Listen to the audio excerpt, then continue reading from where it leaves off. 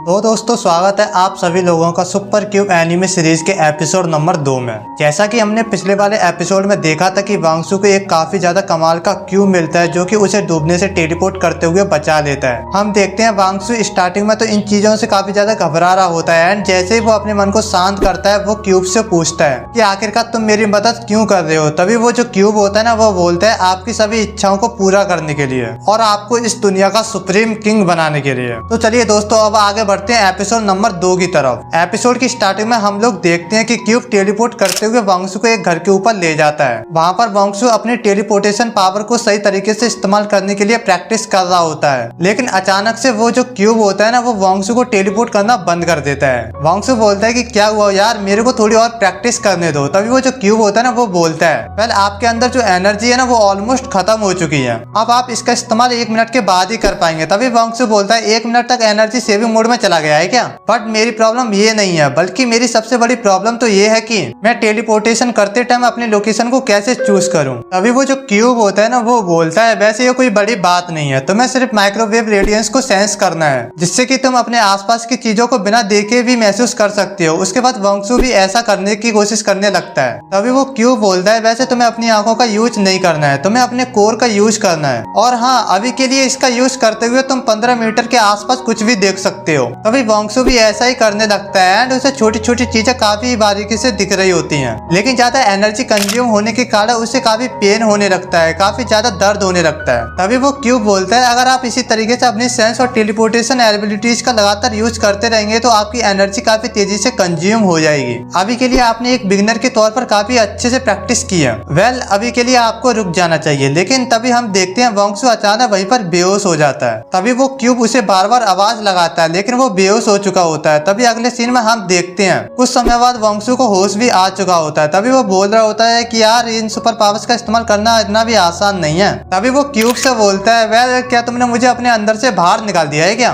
तभी वो क्यूब बोलता है हाँ आपको आराम करने की जरूरत थी और मुझे ऐसा करना पड़ा। तभी वांगसू अपने साइड से क्यूब की आवाज सुनकर काफी ज्यादा हैरान हो जाता है। तभी वो देखता है कि क्यूब तो उसके बगल में ही मौजूद होता है। वो बोलता है अबे साले तू मेरे अंदर मौजूद था ना, तू बाहर कैसे आया बे? तभी वो क्यूब बोलता है मास्टर अभी के लिए अगर मैं आपके शरीर में रहा तो आपकी एनर्जी को कंज्यूम करता रहूंगा जिससे आपकी जान भी जा सकती है, और अगर आपकी जान गई तो मेरी जान भी चली जाएगी ना मास्टर। तो अभी के लिए सबसे बेस्ट ऑप्शन यही है कि जब तक आप थोड़े ताकतवर नहीं हो जाते तब तक मैं बाहर ही रहूं। तभी वांगसू बोलता है अच्छा तो इसका मतलब ये हुआ कि अब मैं एक सुपर ह्यूमन हूँ ना? तभी क्यूब बोलता है यस मास्टर। तभी हम देखते हैं कि वांगसू इस क्यूब के बारे में अपनी पीसी में कुछ सर्च करने लगता है बट उसे लिटरली कुछ भी नहीं मिलता। तभी वांगसू बोलता है कि यार तुमसे रिलेटेड मेरे दिमाग में काफी सवाल आ रहे हैं, जैसे कि तुम कौन हो, आखिर तुम कहां से आए हो, तुम्हें किसने बनाया वगैरह वगैरह। तभी हम लोग देखते हैं कि वांगसू को सान्या का एक मैसेज आया होता है जिसमें उसने लिखा होता है कि आज तुम आराम कर लो, कल हम लोग साथ में लंच करने जाएंगे। इस चीज से तो वांगसू काफी ज्यादा खुश हो जाता है, लेकिन अगले ही पल उसे सेंजो और उसके चमचों का ध्यान आता है जिससे वो काफी ज्यादा गुस्सा था। वो बोलता है कि अगर इस बार वो गुंडे मेरे रास्ते में आए तो मैं उनको बिल्कुल भी नहीं छोड़ूंगा, लेकिन यार अगर मैंने अपनी सुपर पावर्स का इस्तेमाल ज्यादा कर दिया तो मेरी एनर्जी काफी तेजी से कंज्यूम हो जाएगी। वो क्यूब से बोलता है कि यार कोई रास्ता नहीं है क्या जिससे कि मैं अपनी पावर्स को और भी ज्यादा इंक्रीज कर सकूं? तभी वो क्यूब बोलता है हाँ सर है ना, हमारे सिस्टम में ऑटोमेटिक अपग्रेडिंग फंक्शन है जिसमें अगर आप एनर्जी जेम्स को ऑब्जर्व करोगे तो आपकी पावर्स तो बढ़ेगी ही साथ आपकी सिस्टम यानी कि हमारी पावर्स भी बढ़ेगी। अगर आपके लिए आसान शब्दों में बोलूं तो बस हमें एनर्जी स्टोन्स चाहिए। इस चीज को सुनकर तो वांगसू काफी ज्यादा हिल जाता है और बोलता है कि बस तुम्हें स्टोन चाहिए?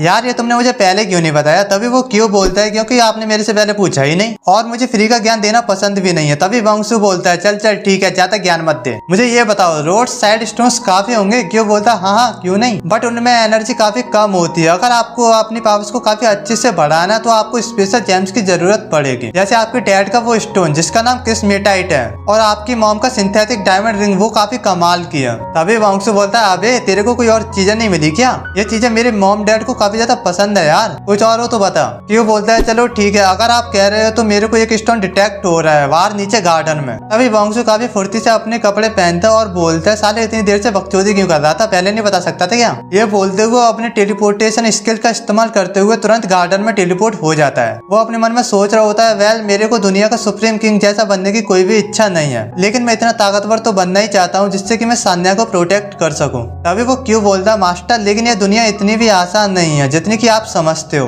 अगर आप मिसेस सान्या को अच्छे से प्रोटेक्ट करना चाहते हो तो आपको कभी ना बिना हारने वाली ताकत को अचीव करना पड़ेगा। वांगसू बोलता है अच्छा ऐसा है क्या? फिर वो बोलता है यार तूने तो कहा था कि मुझे बिना मांगे ज्ञान नहीं देगा और तू अब फिर से ज्ञान देने लगा। चल ये सब छोड़, मुझे ये बता कि वो स्टोन कहाँ है। क्यों बोलता है मास्टर बताने को तो मैं आपको बता सकता हूँ, लेकिन ये काफी अच्छा मौका है आपकी सेंस वाली एबिलिटी को प्रैक्टिस करने का। तभी वांगसू बोलता है हाँ ये बात तो तूने सही कही यार। ये बोलते हुए वो अपनी सेंस वाली एबिलिटीज का यूज करने लग जाता है। थोड़ी देर यूज करने के बाद वो स्टोन को ढूंढ लेता है। फिर जैसे ही वो स्टोन को बाहर निकालता है तभी वांगसू बोलता है कि यार ये स्टोन तो बेसिक सा स्टोन है यार। तभी वो क्यों बोलता है हाँ ये बेसिक सा स्टोन है, लेकिन हम लोग इसे खुद को अपग्रेड करने के लिए इस्तेमाल कर सकते हैं। तभी वांगसू बोलता है इसके लिए मुझे क्या करना पड़ेगा? वो क्यूब बोलता है कि आपको क्यूब के स्पेस के अंदर आना पड़ेगा और इसे क्यूब के अंदर डालना पड़ेगा। जिसके बाद वांगसू भी ऐसा ही करने लग जाता है, लेकिन जैसे ही वो कुछ कर पाता है स्पेस अपने आप ही स्टोन्स को निगल लेता है। उसके बाद वांगसू की पावर्स काफी तेजी से बढ़ने लगती है। क्यों पता था आपकी स्ट्रेंथ और एंडोरेंस बढ़ चुकी है। ये मॉडिफिकेशन डीएनए लेवल एडजस्टमेंट पर बेस्ड है। इस वजह से आपकी कॉम्बैट पावर्स की एबिलिटी काफी हद तक बढ़ चुकी है। इसी के साथ इस दुनिया का सुप्रीम किंग बनने का सफर आपसे शुरू होता है। तभी हमारा सीन शिफ्ट होता है और हमें अगले दिन का सीन दिखाया जाता है, जहाँ पर वांगसू तो काफी ज्यादा एक्साइटमेंट होने के कारण वो लेट सोया होता है। इसी वजह से वो लेट उठा भी होता है, जिस वजह से उसे सान्या से मिलने में काफी ज्यादा देर हो चुकी होती है। अभी अगले सीन में हम देखते हैं कि सान्या बोल रही होती है मैं तुम्हें कितनी देर से कॉल कर रही थी, आखिर तुम कॉल पिकअप क्यों नहीं कर रहे थे? मुझे तुम्हारी काफी ज्यादा चिंता हो रही थी। हम देखते हैं आसपास उसके काफी ज्यादा दोस्त वगैरह भी होते हैं, जिस वजह से वो काफी एम्बैरेसिंग फील करने लगती है। वो बोलती है चलो मुझे खुशी है कि तुम ठीक हो। तभी वांगसू बोलता है कि सान्या मैं तुम्हें थैंक्स कहना चाहता था। तभी सान्या बोलती है कि आखिर किस लिए? तभी उसके सभी दोस्त बोलते हैं अरे तुम अभी भी नहीं समझी, क्योंकि वो तुम्हें पसंद करता है इस वजह से। ये सुनकर वो दोनों काफी ज्यादा ब्लश करने लगते हैं। तभी हम देखते हैं इन लोगों की क्लास में सेंजो और उसके साथी लोग आने लगते हैं, जो कि एक बच्चे को बुली करने लगते हैं। वो बच्चा बोलता है आखिरकार तुम लोग कौन हो? तभी वो ध्यान से देखता है और बोलता है यार ये लोग तो नॉर्थ सिटी के काफी गुंडे हैं। उसके बाद वो बच्चा काफी ज्यादा डर चुका होता है। तभी सेंजो के जो बंदे होते हैं ना वो उसको डराने लगते हैं और बोलते हैं कि बच्चे लगता है तुझे अपनी जिंदगी से प्यार नहीं है, अगर जिंदगी से प्यार है तो फौरन यहाँ से निकल जा। और वो बच्चा भी तुरंत वहाँ से भाग जाता है। तभी वांगसू को देखते हैं, वो भी काफी ज्यादा हिला हुआ होता है। वो बोलता है ये तो सेंजो है, आखिर हमारे कॉलेज में क्या कर रहा है? तभी सान्या को वांगसू की काफी चिंता हो रही होती है, क्योंकि कहीं ना कहीं उसे भी पता होता है कि ये लोग वांगसू के पीछे पड़े हुए हैं। तभी वांगसू उससे बोलता है और कहता है कि यार तुम्हें परेशान होने की कोई जरूरत नहीं है, सब ठीक हो जाएगा। उसके बाद सेंजो पूरी क्लास में मौजूद सभी स्टूडेंट से बोलता है सुनो क्या यहाँ पर वांगसू मौजूद है? लेकिन इसको कोई भी रिप्लाई नहीं देता है। सेंजो सोच रहा होता है साला ये वांगसू कब तक मरने का नाटक करने वाला है, मैं जानता हूँ कि वो यहीं पर मौजूद है। फिर हम लोग वांगसू को देखते हैं, वो एक बुक के पीछे अपना मुंह छिपा रहा होता है। उसके बाद सेंजो वांगसू को निकालने के लिए वो सान्या की तरफ जा रहा होता है। तभी वांगसू अपने क्यूब से बोलता है सुन भाई कल जो हम लोगों को पावर्स मिल रही थी, क्या मैं उसका यूज करके इस सेंजो को सबक सिखा सकता हूँ क्या? तभी सिस्टम बोलता है हाँ सर क्यों नहीं। इस बंदे का कॉम्बैट लेवल सिर्फ 5 है, जो कि एक ट्रेस के बराबर है। वहीं आपका कॉम्बैट लेवल अब 22 हो चुका है, आप इसे काफी आसानी से हरा सकते हो। फिर हम सान्या को देखते हैं, वो तुरंत ही खड़ी हो जाती है और सेंजो से बोलने लगती है सेंजो तुम हम लोगों को क्यों परेशान कर रहे हो, आखिर तुम यहाँ से चले क्यों नहीं जाते? तभी सेंजो बोलता है सान्या लगता है हमारे बीच में कुछ गलतफहमी हुई है, तुम्हें अब भी लगता है वांगसू तुम्हारे लायक है। वो एक नंबर का डरपोक है, जो कि एक लड़की के पीछे छुप रहा होता है, बिल्कुल एक रोते हुए बच्चे की तरह। और गाइस मैं आपको बता दूं कि सेंजो ने वांगसू को देख लिया होता है एंड वो वांगसू को भड़काने के लिए ये सब चीजें बोल रहा होता है कि वांगसू खुद से सामने आ जाए। इस चीज से सान्या को काफी ज्यादा गुस्सा आ रहा होता है। तभी वांगसू सान्या को संभालने लगता है एंड वो बोलता है यार तुम्हें परेशान होने की जरूरत नहीं है, ये तो बस एक कुत्ता है जो कि काफी ज्यादा भौंक रहा है। ये सुनने के बाद भाई साहब सेंजो को तो काफी ज्यादा गुस्सा आ जाता है एंड वो वांगसू का कॉलर पकड़ लेता है एंड वो बोलता है साले तू अपने आप को समझता क्या है? तुझे क्या लगता है तू मेरा कुछ बिगाड़ भी सकता है? क्या तुझे मरने से डर नहीं लगता है? तभी इन सभी चीजों से वांगसू को काफी ज्यादा गुस्सा आ चुका होता है एंड वो काफी तगड़े तरीके से सेंजो का हाथ पकड़ लेता है, जिस चीज से तो सेंजो काफी ज्यादा हिल जाता है, क्योंकि वो अपने हाथ को छुड़वा ही नहीं पा रहा होता है। एंड वांगसू काफी एटीट्यूड में बोलता है हाँ जी भाई जरा होश में रह के बात किया करो,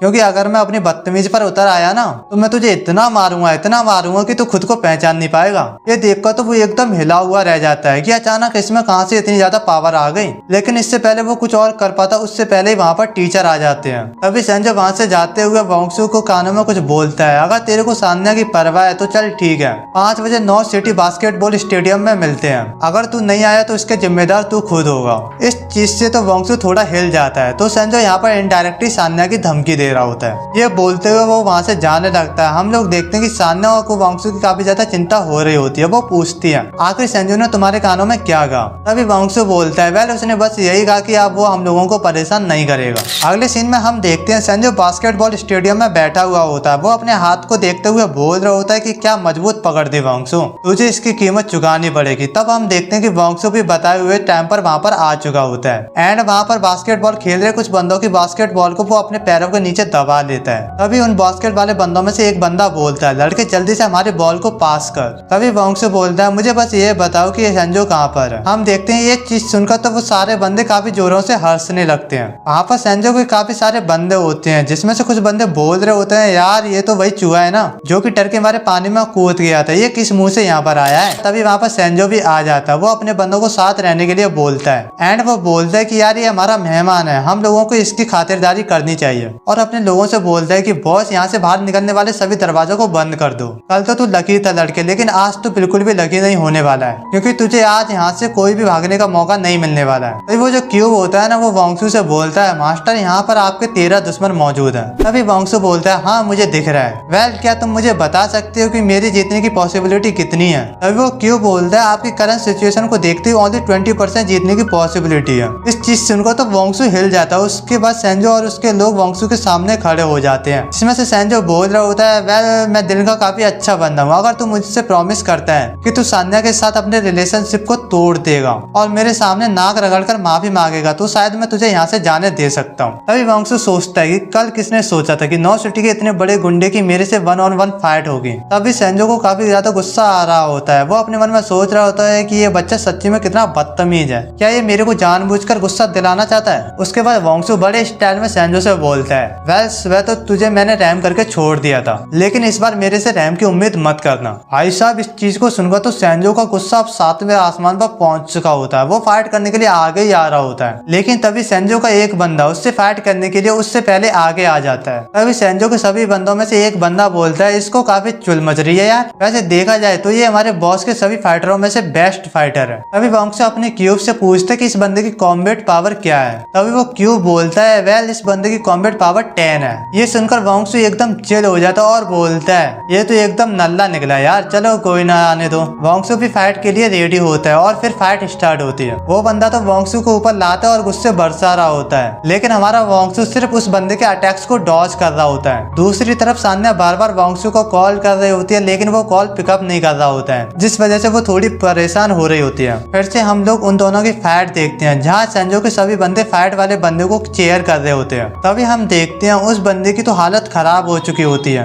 अटैक करते करते एंड वो काफी ज्यादा थक चुका होता है। तभी क्यूब बताता है, मास्टर इस बंदे की आधी से ज्यादा एनर्जी कंज्यूम हो चुकी है, अब आप सही मौका देखकर इस पे काफी तगड़ा सा हिट कर सकते हो। उसके बाद वांगसू की स्ट्रेटेजी को संजू भी समझ चुका होता है। वो उससे बोलता है कि तू क्या इस बच्चे के साथ खेल रहा है, इसको एक बार में खत्म करना। ये सुनने के बाद वो बंदा काफी ज्यादा गुस्सा हो जाता है एंड वो काफी तगड़े तरीके से वांगसू पर अटैक करने लगता है, बट वांगसू अभी भी सिर्फ डॉज ही कर रहा होता है एंड वो सही मौके को देखते हुए उस बंदे की टांग को पकड़ लेता है। उसके साथ ही वो एक काफी पावरफुल पंच को उस बंदे के चेहरे पर मारता है। उसके बाद वो उस बंदे को पकड़ते हुए काफी तेजी से गोल गोल घुमाते हुए एक पिलर में मारता है। उस बंदे की तो हालत खराब हो चुकी होती है एंड वांगसू तो काफी ज्यादा कूल पोज दे रहा होता है भाई। तभी संजू एंड उसके सभी लोग जो होते हैं वो काफी ज्यादा हैरान हो रहे होते हैं एंड बोलते हैं कि यार इस वांगसू ने तो हमारे बॉस के बेस्ट फाइटर को हरा दिया, ये कैसे हुआ। तभी वांगसू बड़े स्टाइल में बोलता है कि संजू तुम्हारा चमचा तो काफी इजीली मार खा गया यार, अब तुम किसे भेजने वाले हो। उसके बाद संजू हंसने लगता है और बोलता है, लगता है तू अपने आप को कुछ ज्यादा ही समझ रहा है, तू जैसे न जाने कितने लोग हमारे सामने आए लेकिन अंत में वो हमारे गैंग के नीचे कुचले गए हैं।